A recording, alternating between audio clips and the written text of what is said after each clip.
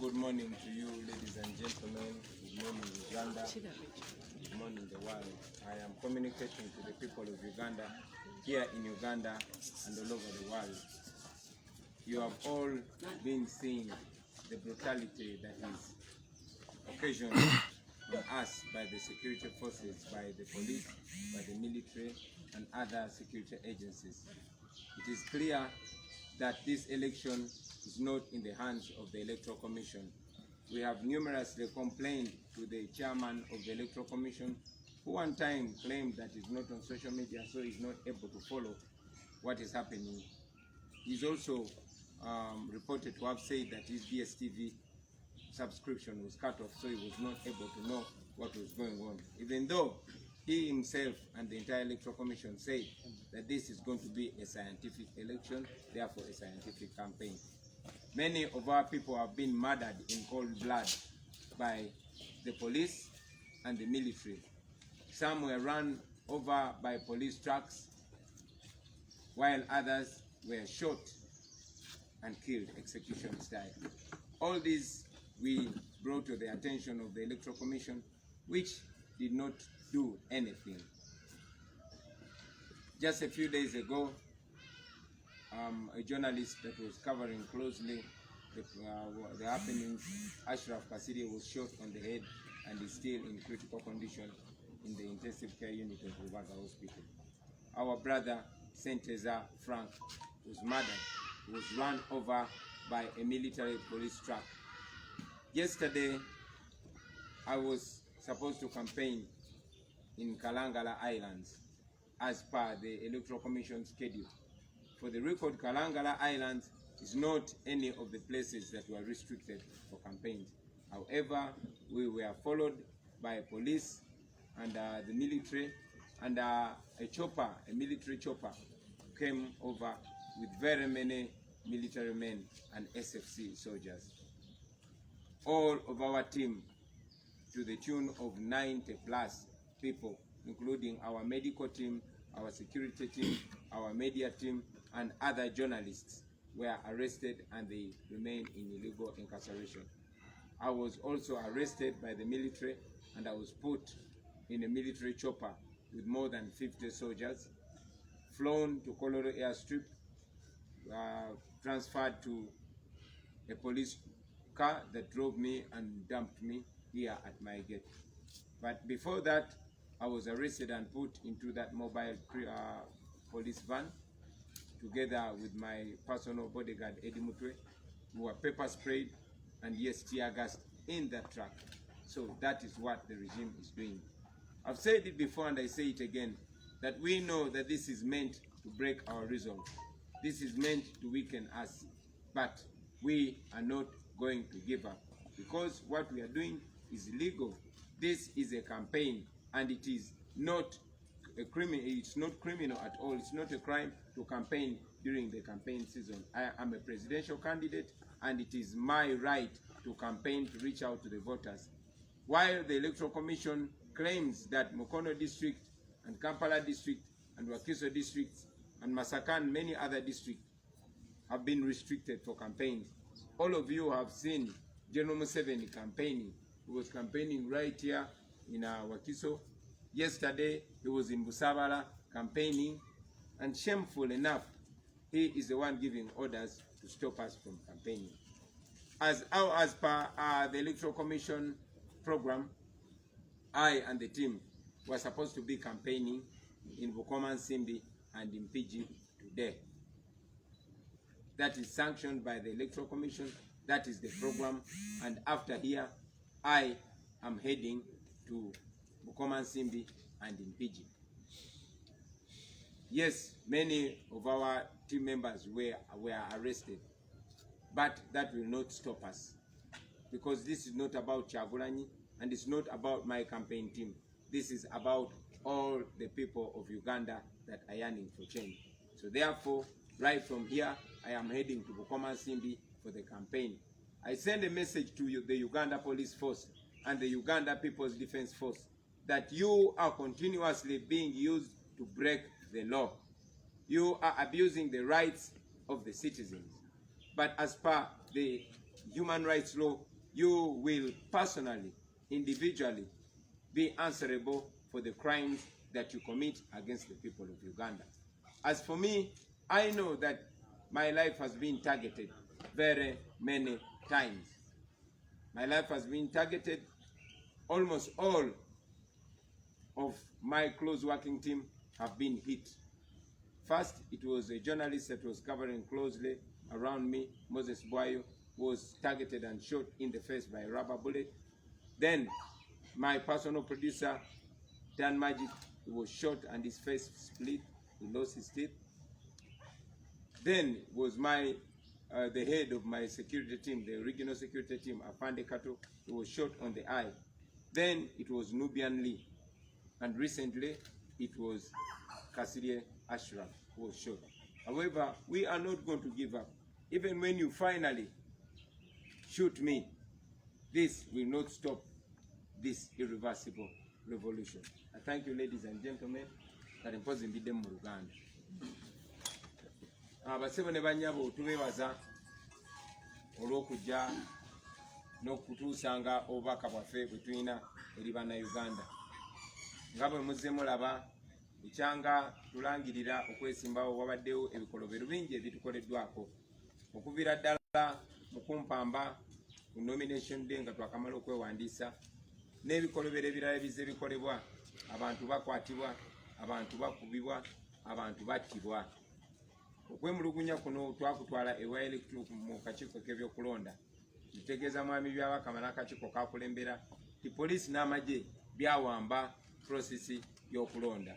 Poliisi n'amagye bitulemesa kugenda okwogera n'abantu ekintu ekimenya amateeka. Poliisi n'amagye bigenze bitemula abantu nga babatomeza emmotoka police patrol cars eza poliisi oba amagye ne babatta nga babakuba amasasi n'abalala nga bababuzaawo. Naye akakiiko k'ebyokulonda tekalina kye kakozeewo. Mwami byabakama kuli akakiiko ako yatutegeeza nti ye tali ku social media n'olw'ensonga eyo tamanya bigenda mu maaso. Era twategeezebwa teyali agambye nti ne TV ye DSTV bagisalako n'olw'ensonga eyo tamanya bigenda mu maaso. Newankubadde yagamba nti kuno okulonda kugenda kubeera digital, kugenda kubeera scientific, nga kuli ku TV na ku radio na ku social media. Kyanaku nnyo nti akakiiko k'ebyokulonda kagenze kalaga kyekubiira ne tukamaliramu ddala obwesige era ne bannayuganda bonna ne bakamalamu obwesige. Mwalabye nti gye buvuddeko akakiiko k'ebyokulonda kalangirira nti kaweze campaign mu districts omuli Kampala, omuli Mukono, omuli Wakiso ne Masaka. Naye mwalabye mwami Museveni ng'agenze Mukono ng'akola campaign. Mwamulabye ng'ali wano e Wakiso ng'akola campaign. N'olunaku lw'eggulo lwennyini mwamulabye ng'ali Busaabala ng'akola campaign. Naye ye muntu y'omu yalagira akakiiko k'ebyokulonda kaleme kutuukiriza akola campaign. Ng'ogase ku ttemu erize likolebwa ku bannaffe, muze mukiraba nti baadde balubirira bulamu bwange. Basooka kutagetinga munnamawulire yali akavalinga ebigenda maaso kumpi naffe, Moses Bwayo, ne bamukuba ekyasi kya labba mu maaso. Ne baddako producer wange wa music gwentambula naye mu motoka, Dan Magic, ne bamukuba ne bamwasa mu face ne bamujjama n'amanyi. Ne batagetinga ne yali akulira ebyokwerinda byange Afande Kato wa polisi munaabwe, ne bamukuba ne bamwasa eriiso. Ne bakomaawo ne batagetinga ne muganda wange gwenyimba naye Nubian Lee, ne bamukuba ne bamwasa omutwe. Kati ennaku nga bbiri eziyise mwalabye nti munnamawulire wa Ghetto TV ne Radio 1 Ashraf Kasirye ne bamutagetinze ne bamukuba ne bamubetenta akawanga, obwongo ne bufuluma era ali mu ddwaliro apoocha, tongera omusabira. Bino byonna bikulaga nti baadde batagetinga bulamu bwange kuba buli muntu yenna gwe ntambula mu mmotoka naye bamukubye yenze nsigaddewo. Olunaku lw'eggulu driver wange Mark bamukutte ne bamusiba ne bakwata ne bonna ku ttiimu yaffe abantu abasukka mu 9 ne babasiba era bakyali mu makomera. Yenze gwe bakuleseewo nzekka ne bampamba n'amagye ne banteeka mu nnyonyi y'amagye n'enzijja mu bizinga by'e Kalangala ne ndeeta ku kisaawe Kololo. Olwavudde ku kisaawe Kololo abapoliisi ne military era ne bampamba ne bandeeta ne bansuulaawo ku geeti yange. Bino byonna babikola mu bumenyi bw'amateeka. Bino byonna babikola oluvannyuma lw'okutemula muganda waffe ssente za frank. Bino byonna akakiiko k'ebyokulonda kefudde akatabiraba. Mwami Byabakama yefudde atabiraba. Naye era nga bwe tuzze tubagamba nti Mwami Byabakama n'akakiiko k'ebyokulonda kati si ke kali mitambo gy'okulonda kuno. Bino babikoze okutunafuya. Naye nga bwe mbadde nga mbagamba nyongera obbategeeza nti tetugenda kunafuwa, tetugenda kupondooka. Kubanga tewali kye tukola kimenya amateeka. Ndi kandidati eyeesimbyewo ku bukulembeze bw'eggwanga era nnyina eddembe nga bakandidati abalala bonna ogenda maaso n'enkola campaign. Bazze bantulugunya, bazze batulemesa okutuuka mu bantu, naye tujja kusala amagezi gonna okutuuka mu bantu. Olunaku olwaleero okusinziira ku programu ey'akakiiko k'ebyokulonda ne programu yaffe tulina okubeera mu disitulikiti ey'Ebukomansimbi n'ey'Empigi. Era akaseera kano nsimbula ngenda Mpigi. Manyi nti bakutte bannaffe bangi nnyo, ttiimu yonna yonna, naye ekyo bakikola kutumala mu maanyi. Era manyi nti ttiimu yaffe naye yandyagadde neme kuzikiza, nga nange bwe nandyagadde baleme kuzikiza ne baba basibye enzi. Kale n'olw'ensonga eyo tusimbula tugenda Mpigi. Muzikirize nga maliriza basebo ne banyabo luse okusaasira kwange. Okusaasira kwange eri muganda waffe munnabyamizannyo munaffe, bokisa munaffe, bokisa munnange gwe bayita Zebra Ssenyange Isaac eyatemuddwa. Twategezeddwa mukyala we ne mutabani we ababaddewo nga Zebra atemulwa nti abantu abamutemudde babadde bambadde uniform ya poliisi eya black ng'eriko bendera y'eggwanga. Eyo poliisi ya counter terrorism.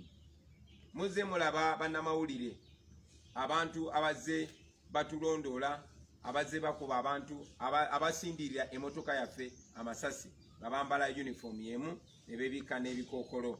Abo abapoliisi be bayita aba counter terrorism. So kyanaku nnyo okulaba nti obutemu buno bwakoleddwa ate abantu abalina okukuuma eddembe. Abasirikale kirikiriya be basse muganda waffe Zebra. Tuvumirira ekikola ekyo. Era twongera okutegeeza Abannayuganda mwenna, naddala abavubuka n'abaana bageto mwenna, titewali ali safe. Bano abantu si balungi. Bajja kulimbalima nti bakolagana naawe, naye oluvannyuma olw'okukozesa bajja kutirimbula. Bwe batyo bwe batirimbudde baganda baffe bonna. Kaweesa bwe batyo bwe baamutta. Kirumira bwe batyo bwe baamutta. Ne muganda waffe Zebra bwe batyo bwe bamuse. Kirumira yatugamba era nnyongero kibajjukiza mwenna Bannayuganda nga nkyali mulamu nti bw'oyogera ofa, ne bw'osirika ofa. Kale nno kiba kirungi nnyo okwogera amazima n'okukola ekituufu, kubanga bano abantu betudiringa nabo batemu. Gavumenti ya Museveni efuuse yabatemu. Bajja ne batemula Bannayuganda nga balowooza nti obudde buli ku ludda lwabwe, nga balowooza nti abantu bagenda kwerabira. Naye njagala okubajjukiza nti abatemu bonna bonna abazze batemulanga abantu tewali mazima gali gekwese. Lazima olunaku lugenda kukya, buli kimu kiveeyo, era buli yenyigidde mukola bino ebikolobero ajja kusasula ye ng'omuntu. Zebra wumula mirembe, sisobodde kuziika, kyali mu lutalo lwa kununula ggwanga lyaffe, sobole okulaba nga buli omu aliyagaliramu, naye wumula mirembe kyali waffe. I'll say that in English. Ladies and gentlemen, I want to send special condolences to the family and friends and our entire sports and boxing fraternity for the death of our brother Isaac Ssenyange, popularly known as Zebra Mando. Zebra was murdered the night yesterday at around 1 a.m. in the morning. Zebra was killed, according to his son and according to the wife, was killed by police officers putting on a counter-terrorism uniform, a black uniform with hooded faces. We are informed that they came in drones, the same drones that we have been complaining about that have been abducting our people and taking them incommunicado. For a long time, we have been saying this, that this is a regime that will want to use you and later abuse you. and murder you in cold blood. We've told this to many people. It's the same style that Afande Kawesa was murdered. Same style that Afande Chirumira was murdered. And as Chirumira famously said, that when you speak out, you die. And when you keep quiet, you die. So it's better to speak out and leave a legacy, because we are not going to live forever. These people have used Zebra many times trying to compromise the ghetto youth, but ultimately they turned their guns on him. We condemn the brutal murder of our brother Zebra. But again, I want this communication to go to all the ghetto youth and to all the boxers and sportsmen. Don't be used against your conscience, because these people are not your friends. Evil can never be your friend. They are not on your side. They are only intending to use you for a while. And after they don't need you anymore, they are going to treat you in the same way as they've been treating other oppressed people, or even worse. Zebra, rest in peace. I won't be able to salute you off because of the prevailing situation. We are in the fight to make sure not another Ugandan is murdered the way you were murdered. I salute you, General, and the struggle continues. Thank you very much, ladies and gentlemen. Katindo's an event. There are so many people that were arrested last evening, but you're continuing the campaigns today. Where do you leave them? Are you taking any legal action to have them brought back? Thank you very much. Our legal team embarked immediately on the effort to secure their release. Right now, as we speak, they were transferred from Kalangala Island. They are being held in Masaka at CPS. We are having contradicting stories of them being moved to Kampala, but our team is on ground trying to make sure they secure their release. I have to proceed with the mission because this is the desire of the entire team. We promised each other not to give up even when they hold any one of us. We have to keep the mission going because the regime is holding them to cut our speed, and we must not cut our speed. Yeah. Thank you. Honorable, there is a lot of bloodshed in the country as we are left with a few days to go to the polls. Go to the polls. Awebale nnyo nnyama mbuuzizza nti kino kirekawo abannange abali mu kkomera okweyongerayo ne kampeyini. Ttiimu yaffe ey'abalooya yasitukiddemu olunaku lw'eggulo ogenda okulaba nga bannaffe bateebwa era gye bali.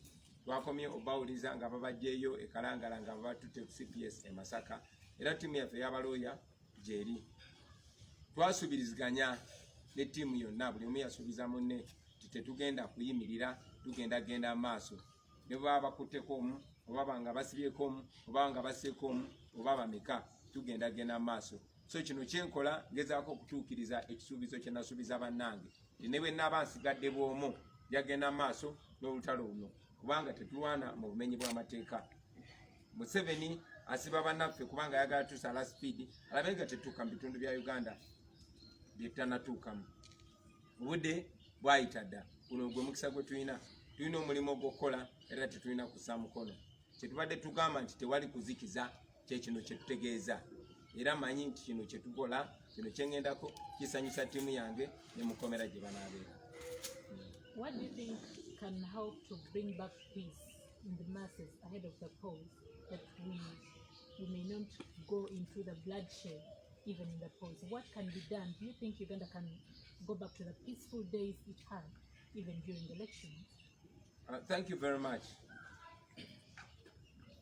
I'm glad you noticed that there's a lot of bloodshed, although you did not mention the cause of that bloodshed. And you wondered what we can do or what can be done. The cause of that bloodshed is the police and military brutality.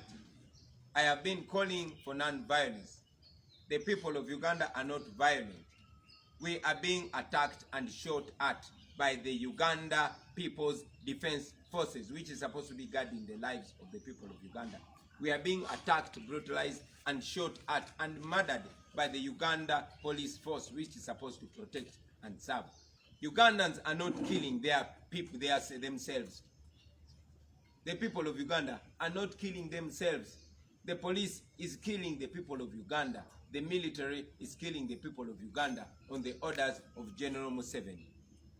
You saw on Twitter, and you continue to see Museveni's son bragging about the bloodshed that is ongoing here in Uganda. So let us not pretend about this. Our people are not just dropping dead. Our people are being murdered by the people who are paid to protect them and preserve their lives. What can be done? What can be done is for the police to stop killing people. What should be done is for the military to stop killing people. What should be done is for General Museveni and his cronies to respect the lives of the people of Uganda, to respect the law. We are not breaking any law, and if we are breaking any law, we are here. Let us be arrested and prosecuted in the courts of law. Every time they come, they attack us, beat us up, bundle us in military vans or helicopters, and drop us in our homes. We are not breaking the law. The police is breaking the law. The military is breaking the law. Museveni is ordering the murder of the people, and Museveni should stop killing the people of Uganda, because he cannot finish all of us. We are 45 million Ugandans, and there are even babies being born now. Thank you.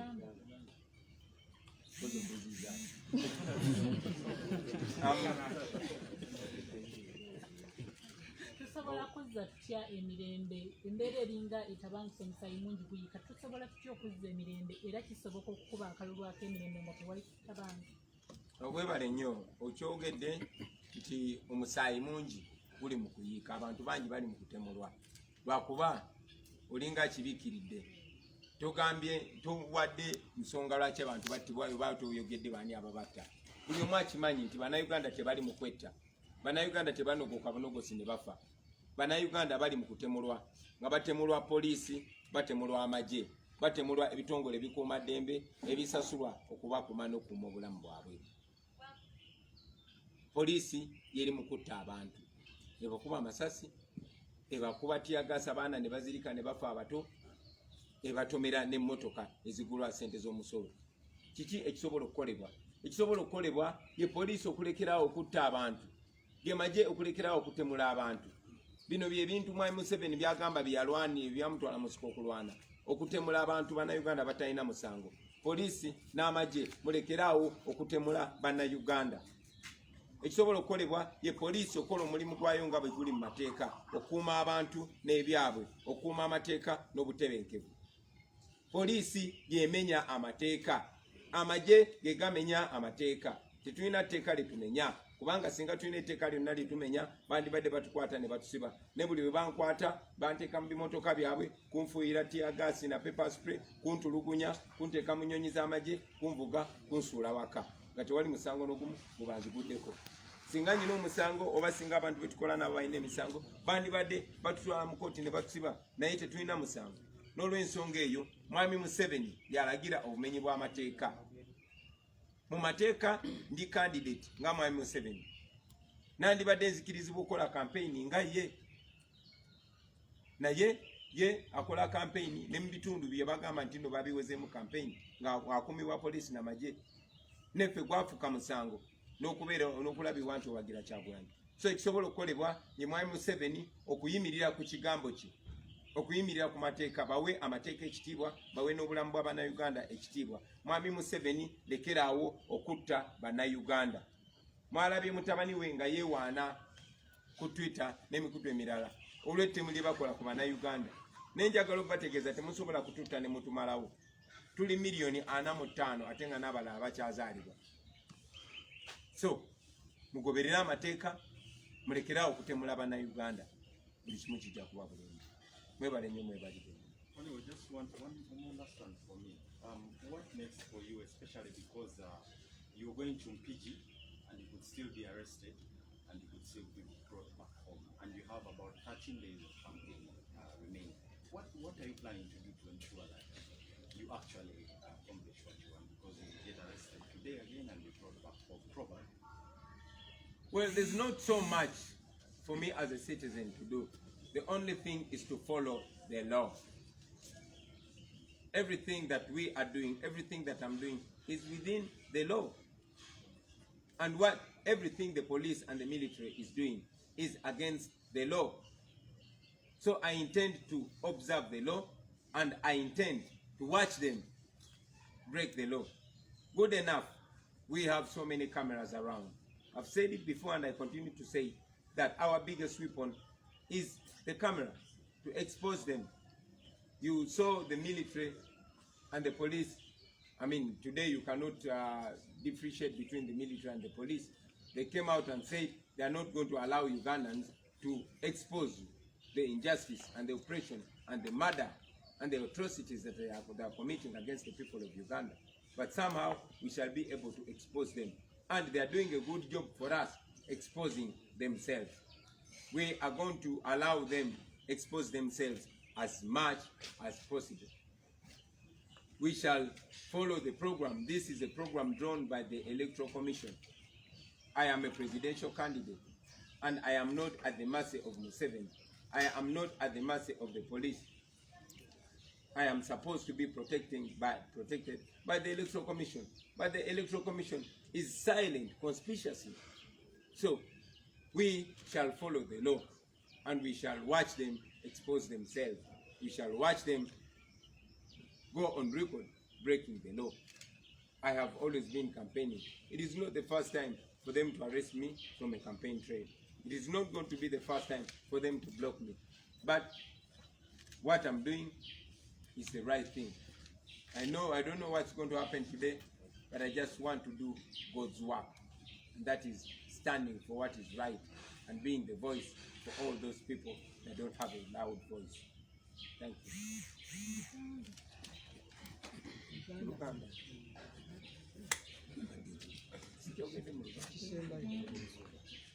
Omukulu ambuuziza kiki enteekateeka okukola. Tewali bingi byakola kujja kugoberera amateeka. Ndi munnayuganda nga bannayuganda abalala. Tulina amateeka agatufuga. Ndi kandidate eyeesimbyewo okuba president. Mpeerwa eddembe ogenda okuba campaign. Akakiiko k'ebyokulonda akaweera campaign mu district ezimu gye ngenda si bwe wamu ku gye baweera campaign. Ekyokubiri, sina tteeka n'erimu lyemmenya. So nze njagoberera amateeka. Programu ya leero yakolebwa akakiiko ak'ebyokulonda. Bwewaawo si gwe mulundi ogusoose nga bankwata ne bansiba ne bantulugunya nga ndi ku campaign, naye sigenda kulekera awo kubanga manyi sina musango n'ogumu ngenda kubanga nziza. Ekyo kiri eri poliisi ya Uganda n'amagye kugenda maaso nga booleka obumenyi bw'amateeka bwabwe, nga booleka bwe batakyagoberera amateeka n'omulundi n'ogumu. Kirina eri kakiiko ka byakulonda okwongera okweyoleka kisike kali mitambo gy'okulonda kuno, kubanga bino byonna byonna bigenda maaso, naye temunawulira akakiiko ka byakulonda nga kavaayo ne kabaako kye koogera. Kaweze campaign mu bitundu gye sina campaigninga kubanga babadde bamanyi ekigenda okubeerayo, kubanga babadde batya.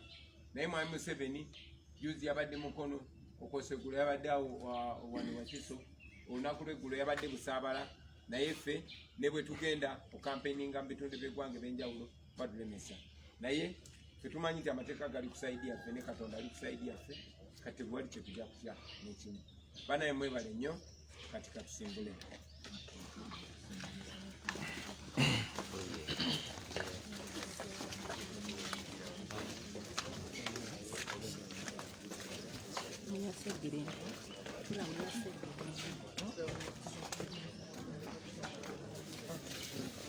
Sabali ku updates bwekityo bwe kibadde obukiiko bwe lutambudde, nateera tugenda kuba tubategeeza kiki ekiddako.